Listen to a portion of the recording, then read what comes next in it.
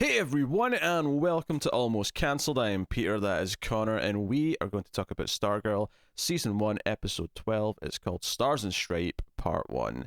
So, full spoilers for the episode, as always, and I do stand by my statement that this is very much a two-part finale. And not, I mean, okay, it's called Part 1 and 2, but we were saying that last episode felt like it was building up to a two-part finale, and right from the start, this one felt like the start of a finale.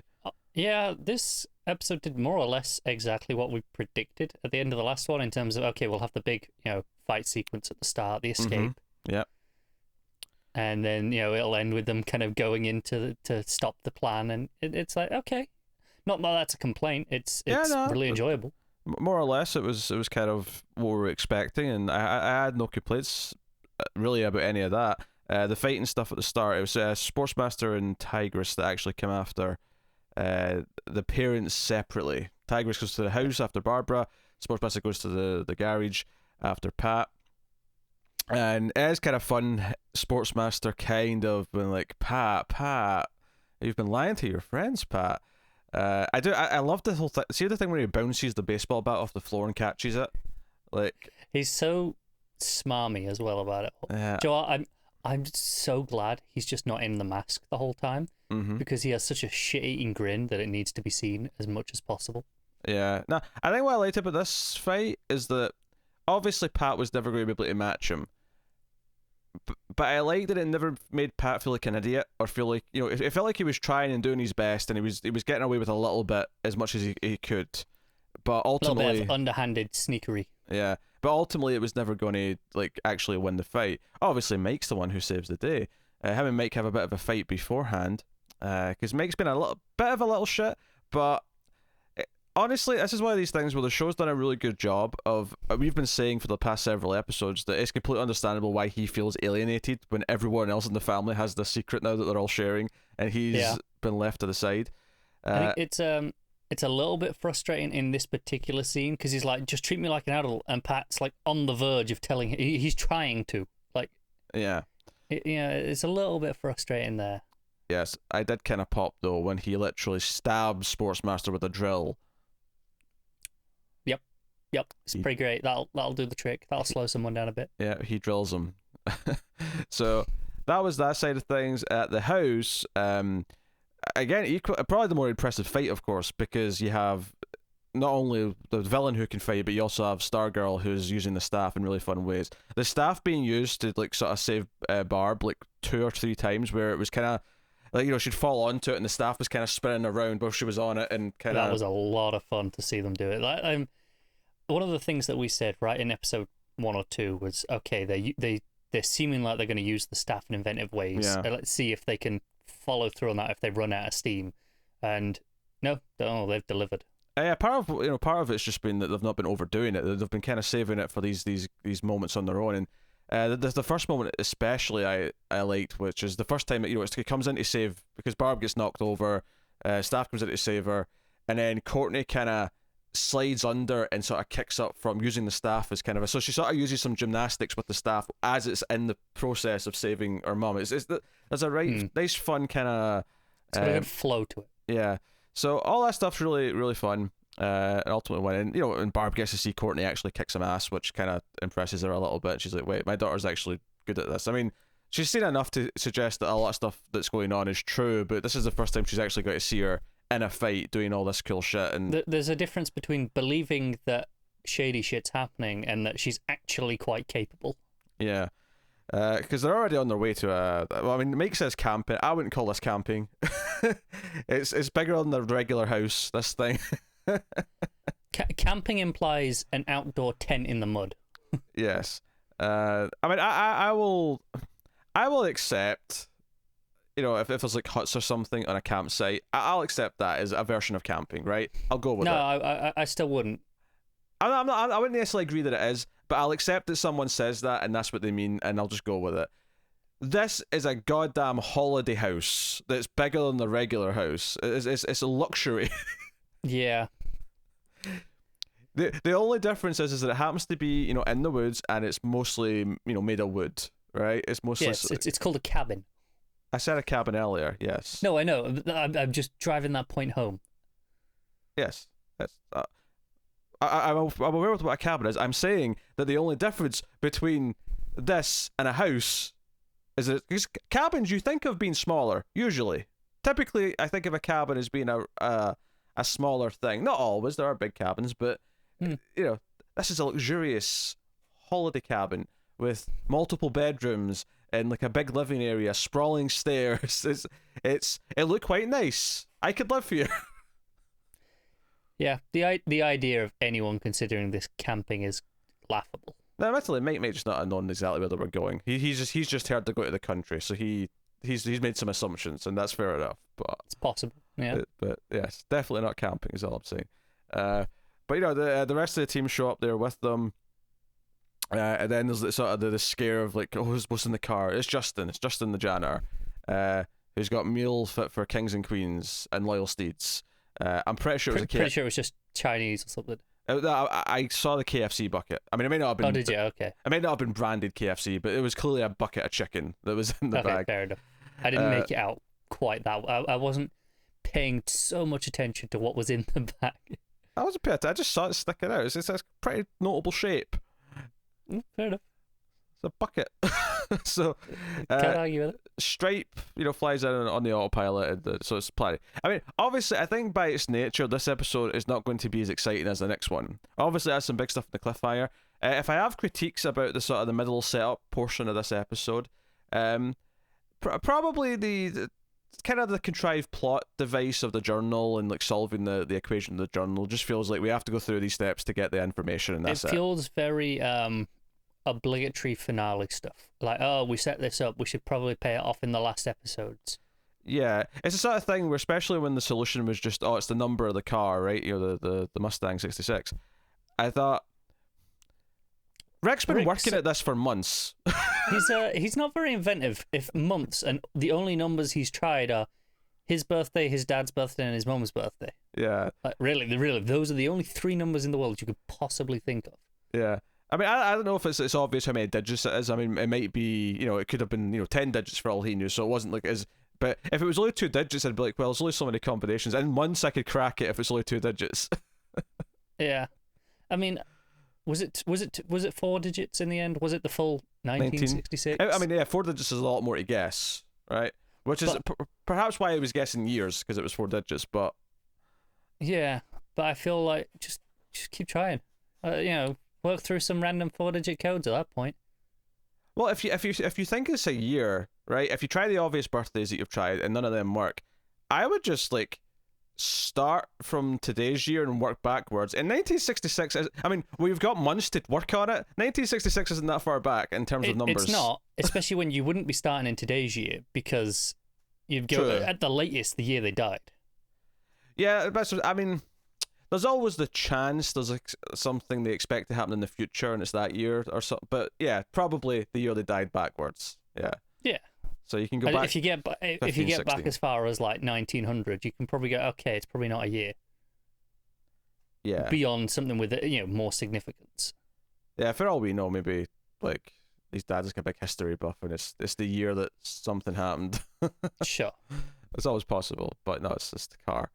But it's the plans for the underground base, and the other thing that sort of made me sort of roll my eyes a little bit here is that it had like included in these plans for the all the underground system, the device they were building was like finished. And I'm like, I mean, maybe they designed this a long time ago, but these plans are like 15 years old.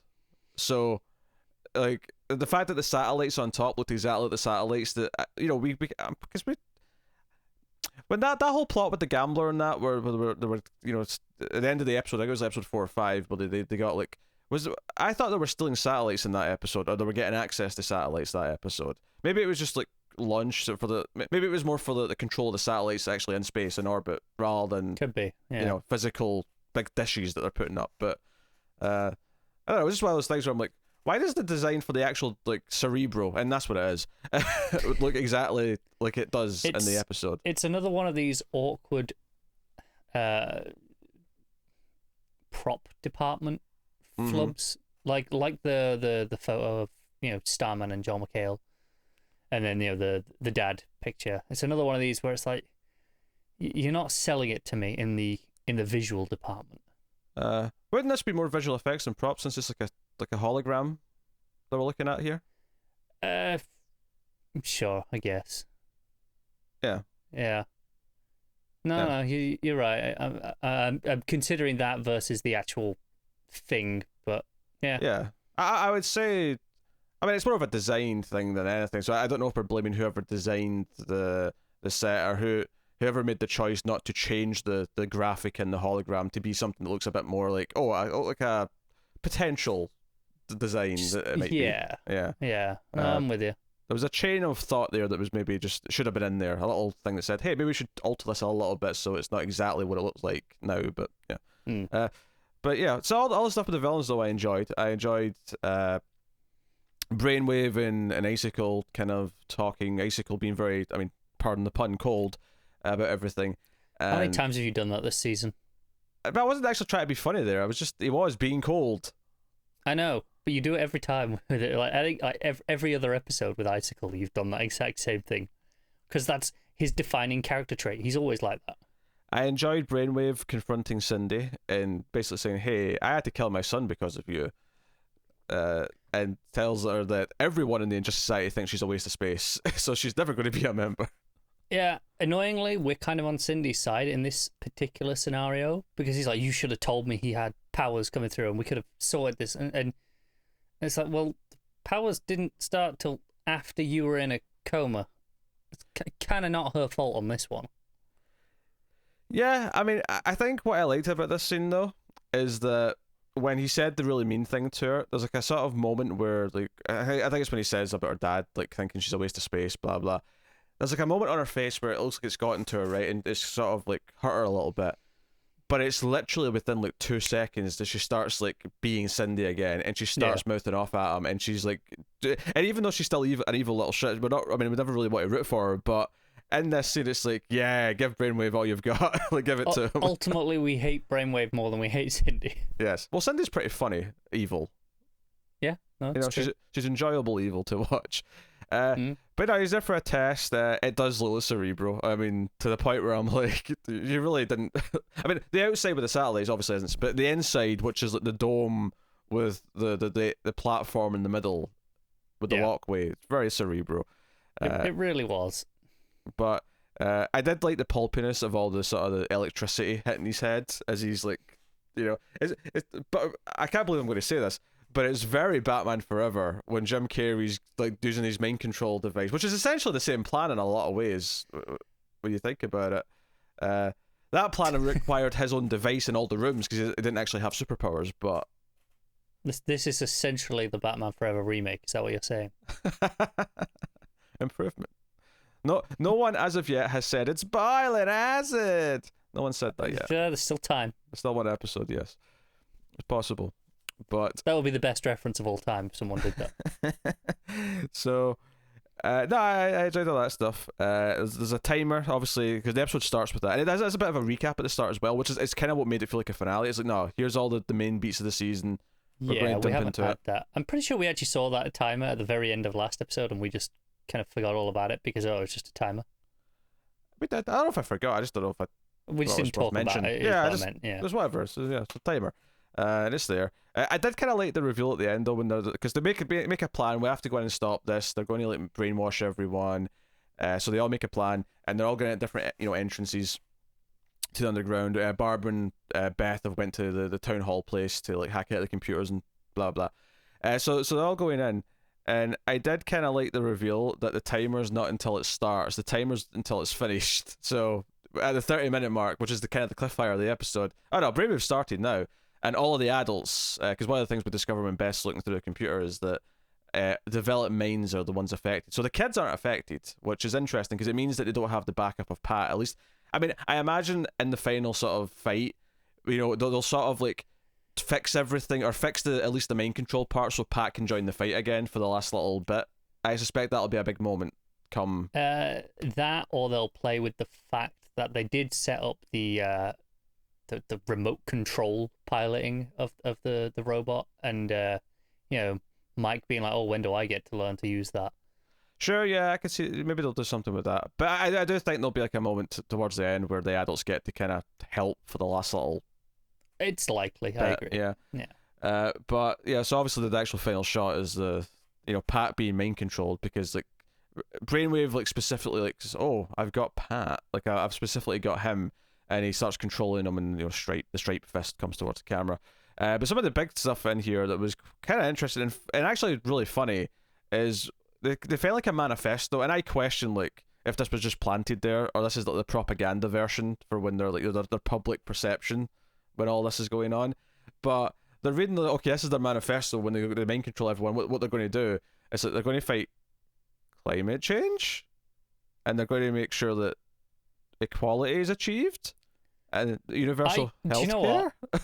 I buy that this is the plan, in the sense that it's one of those, okay, the goals are, good, but it's extremely questionable motives, and by just brainwashing everyone into it, it doesn't really count. You take away all the free will, and it's all, it's still wrong. I get all that, and I get the fact that everyone's enslaved to do it, but I did love the reaction of all of them, kind of, because they were all kind of creeping about when they were hearing this, and there's a moment where Courtney just sort of stops and goes, "Isn't that good?" Like they're all. There was a moment straight out of the classic Mitchell and Webb sketch of, "Are we the baddies?" Yeah. That was basically that because Rick says, "Hey Pat, are you sure we're on the right side here? What's going on?" And they've been killing people all season, so we know that they're villains still. It's not like they're all of a sudden goody two shoes, but there's an interesting idea too, because we've seen this kind of idea before where the villains have noble goals, right? Ultimately, I think it's rare to see any of the team, our heroes, question if maybe they actually should let the villains go through with this. That would be interesting to play with. Yeah. It does make me think there could be some interesting moral debating next episode. Maybe in the middle of the fights or after the fight or before the fight, or whatever. Like I can see you've described the whole episode there. You know what I mean, though. Like it could be a debate before. Like, eventually, it's okay. We can't solve this, so we have to fight. Or it could be like them arguing while they're fighting. Or it could be after the winning blows kind of happen, but Icicle's still alive. Should we have done this? Yeah. I can see there being like a sort of thing, but obviously at the end of the episode, Barb and Pat and Justin even as well. They're all kind of like zombie state. They're not in control anymore. I had wondered if it would affect Justin again. I thought maybe, okay, he's been through it once. Is he kind of almost immune now? And it wasn't just adult brains was the phrase. It was developed brains. And given the current state of his mind, I wonder, would that kind of count as a loophole? But seems not. Yeah, no, I still think it would count. I certainly wasn't surprised at the very least.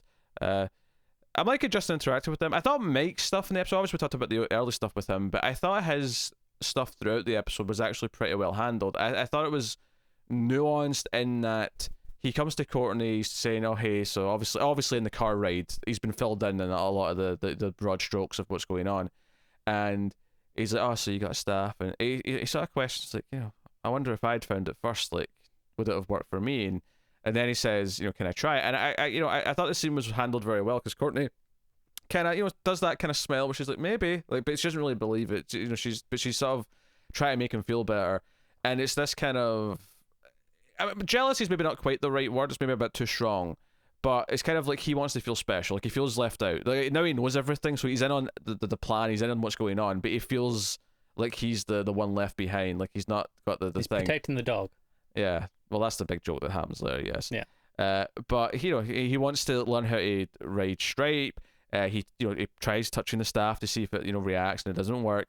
And then he kind of tries to make himself feel better. He's like, well, my dad doesn't have superpowers, and he has done incredible things with building a giant robot. So maybe one day I can help the GSA by doing something. So this desire, obviously, it sets up the idea that when he eventually grabs that pen, which he's definitely going to, like he's got the desire to do something. But I thought it handled his clear disappointment that he's not special, or he doesn't feel special right now, quite well. Because you could see it on his face, but he's actually trying not to be a dick about it, and he's just kind of disappointed. So I thought it was handled appropriately. No, I agree. I think it's mostly really solid stuff with him this episode, as it has been pretty much all season. To be fair, there's been the odd moment here or there that I don't quite buy. Yeah, blips, just little blips. Yeah, on the whole, it's been trending well. Yeah, Yeah, there's a moment between Pat and Barb where she asked, "Why didn't you tell him about this before we married?" And he's like, "Well, I kind of wanted to leave all that behind, just have a family life. It was kind of not supposed to come up." And then shit happened. Yeah, but she seems obviously like she wants this still to be a marriage, because obviously there was a lot of talk last episode. We never really believed it, but there was a lot of talk last episode about it being the end and them splitting It was up. a heat of the moment reaction. Yeah, understandable. I think all things I agree. Yeah. considered. Yeah. But yeah, I enjoyed it. I wouldn't say predicted, because it was more just like a thought I had, and then it actually happened. It wasn't something I was actually expecting to happen. It was when Beth was talking to Yolanda, and Yolanda's like really upset, and she's still, because you were saying last episode they wished they'd a bit more with her reaction to Henry, and they seem to be kind of just sort of playing it slowly throughout. Very slowly. Yeah. There's like one little moment with it. Yeah, but she says, like, are you thinking about Henry or whatever? And Yolanda says, no, because, what could we do anyway? And she walks up and leaves. And I just, as she was saying it, I was thinking, oh, what if the goggles, would do like almost for like a joke? Like, I was thinking almost Lion Cat and Saga, like, was like, that's not true or whatever. And it literally came up on the screen saying lies detected. I sort of chuckled to myself. I was like, I didn't actually expect them to do that, but they did. But it played well though, because like Beth didn't confront her. She just sort of felt sad. It was kind of like, like clearly she's not want to talk about this right now. So there's a lot of kind of funny moments like that. Barb's password on the computer. Oh, New Kids on the Block. That was it. And Beth being like, what the hell's this? And she's like, just random words. was that the goggles coming up with what it is? Was that Barb's computer? Yeah, I never actually got it was her office or not. I just knew it was in the building. I assumed it was, given that she reacted kind of embarrassed to that. Sure, yeah. That makes sense. And she's of the age range that she would have been a teenager or whatever at the time. Yeah. That makes sense. Perfectly plausible. I mean, I couldn't name any of the songs. I've heard of them. If you played one of them, I'd be like, yeah, I know who this is. But I couldn't name you the songs off the top of my head. And the title of the group does sound like the most early, 90s thing ever. It really is, isn't it? Yeah, it really does sound it.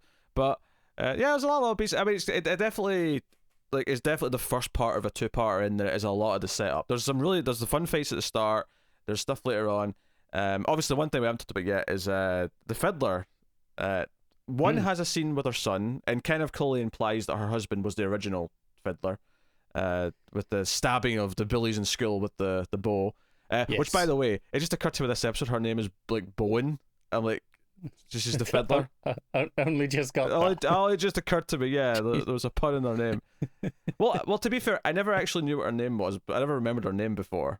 This is the first time I kind of clocked it. She's just been the principal. I never really clocked what her name was. But is Icicle's last name like Snow? It's not, but no, we've got too many of those already. Sportsmaster's last name is Pumped. Tigress's last name is Meow. This particular version of Sportsmaster, I wouldn't have put it past him to change his last name by default to something stupid like that. Yes, I could see it. But Fiddler, this is kind of enough to explain who she is, and she's not been like a major character all season, which is why I think it's kind of fitting. It doesn't feel like a betrayal of the time she's had for her to be killed by Sportsmaster and Tigress in their scene.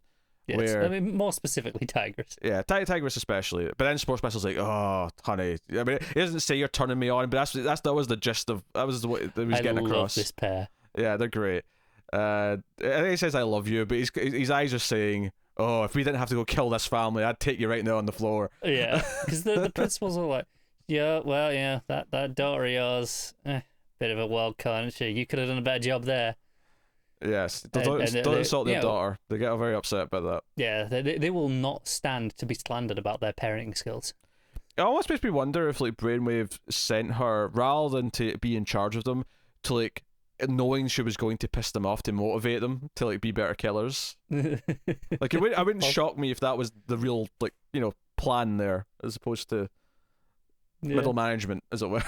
Which is essentially what it was supposed to be. It's safe to say Tigress and Sportsmaster are the standout villains of the season, right? They're the most fun for sure. I think Icicle and Brainwave are really solid as the actual big bads in terms of the actual, threat, the menace. Yeah. They're more threatening, but if we're getting returning villains at some point, it's these two I want back. Absolutely. And And I can see given it that we're happening. setting up Artemis, it And makes sense. I think there's a good chance that they will recur in some capacity, if only because their daughter has been introduced, and if they ever actually make her part of the team and develop her as a character, it makes sense that if she gets like a focused episode in season 2 or 3, that you bring the parents break out of prison or something. Let's assume they go to prison at the end of this. Like, oh, they break out of the super prison and they show up, kind of thing. Like, Yeah. it would make sense that they would be there for her big episodes. So, Oh, definitely. yeah, I'm I'm all for it. all for it. Yeah. So no, really solid stuff. But just notably not the standout, I guess, of the last like 4 episodes, I which have all agree. been great. Although I'd say I think it's fair to say we both probably expected that going in. Oh yeah, that's knowing fair. it was a two-parter, knowing okay, this is the formula essentially for a two-parter. Is the first half is, okay, some exciting stuff early on, and then you have to do all the setup, and then you get the ideally really great payoff and exciting stuff in the second half. Yeah, I liked everything they set up though. I liked the pulpiness of stuff. I liked all the character beats. All the make stuff I thought was exceptionally well handled. So I have no complaints really. It's just aside from obviously the pacing is intentionally a little bit more lax than this one because it's the build up. But I did kind of like them all regrouping to like a base, even though it's a base we've never seen before and it's just kind of random. But It'll do. maybe they'll use it again in the future or something. But I was actually wondering if they end up like when they win ultimately, which we expect them to, if they end up taking these underground tunnels as their own base. I was kind of thinking that as I was watching this. That could be interesting. I can see if I'm kind of making vague predictions here. Mm-hmm. Bear in mind, none of this is sense. I can see, okay, them defeating most of them, Dr. Rito getting away. Sure. Maybe they do take over the tunnels and find Cindy locked up down there and have to decide what to do with her. The Rick's like, let's just snuff her. That'll be his first response. Almost certainly. But I can see those kind of being some of the beats we play with, and I'd be happy to see all of these things. Actually, they could surprise me, but none of those would annoy me or anything like that. I'll throw out a prediction. I think Cindy is going to, not with this purpose, but is going to end up saving Courtney because of the interaction she had with Brainwave this episode. She's going to end up killing one of the Injustice Society. I was just going to say, which one of them does she kill? Yeah. I could see her kind of almost becoming a weird anti-hero because she ends up having a vendetta against all the villains now. Yeah. Do you know what? This is going to sound like a maybe a weird comparison, and maybe I'm just thinking this because we've got like Artemis and Sportsmaster and Tigress around. She's reminding me of she could kind of be like a Cheshire sort of character for the team. Yeah, I could see that. Where she is villainous, but there's kind of this relationship go off and on between them. Whether or not it's just outright hatred at all times, because there was a friendship between them. Kinda, yeah. I could see it. Yeah, that's something. Notably, Icicle. This is a small scene, but Icicle's family were the evil parents. Chatting shit in Norwegian again. Yeah. Basically, he's not ready to tell his son about who the family is and their evil plans. Probably because he's probably right in assuming that his son's not ready to take on board and be supportive of the villainous intentions. But the old timers are like, nah, he needs to know. We're gonna tell him. Yeah. Just popped in my head. That would have been an easy one to forget to talk about because it was just like one scene relatively early in the episode. Yeah. But no, it went in quick though. I think we're at the point now where I'm so into the show that when you get to a point where it's proven itself to be satisfying and it's proven itself and the characters are fun to watch, you get to this kind of point where all throughout the episode I've just kind of got a bit of a grin on my face. I'm enjoying everything and I'm feeling good as I watch the show, and that's a nice place for a show like this to get to, and it's something that's so different from what a lot of those CW shows had gotten to. I know, and it's gotten here relatively quickly as well, like still within its first season, which is an achievement in this type of show sometimes. Yeah. And I think the fact that it's not a bad episode, it's not even a weaker episode, but this was just a standard episode, I would say, of the show. It wasn't like a particularly great one. It wasn't a standout or spectacular or anything like that. If this is the kind of average low bar of just this is where we rest, it's a pretty damn good place to rest at. Yeah, it's hard to really find much fault. I look forward to this show every week now. I've been looking forward to it the last maybe 5-6 weeks. You know, ever since it kind of had It's that a shame we've uptick. only got one more to look forward to Yeah, but hey, for now. we got a renewal, and hopefully it can keep up the quality. We've spoken about that before. We won't get into it, but hopefully it maintains it. And yeah, so that is the penultimate episode of Stargirl season 1. So we'll be back next week with the finale, of course. Let us know what you thought of this one in the comments. It is, of course, important to like on YouTube. If you can, please do so. It's the easy and cheapest way to support everything we do and keep all the content coming. But if you want to support us with a little bit of the monies, you can go over to patreon.com/MailFuzzTV and support us for as little as $1 per month and get some bonus content. Maybe one day find a cure for chronic hiccups, which Connor has, as he tried to fight them back, as I'm doing my plug. Would be nice. I'm sorry. The inconsiderate person that he is. It is pretty inconsiderate. If you're going to die, do it quietly. So, thank you once again for watching us. You guys on Twitter at mailed_fuzz for channel updates. Keep watching TV, guys. Have you got any vanilla?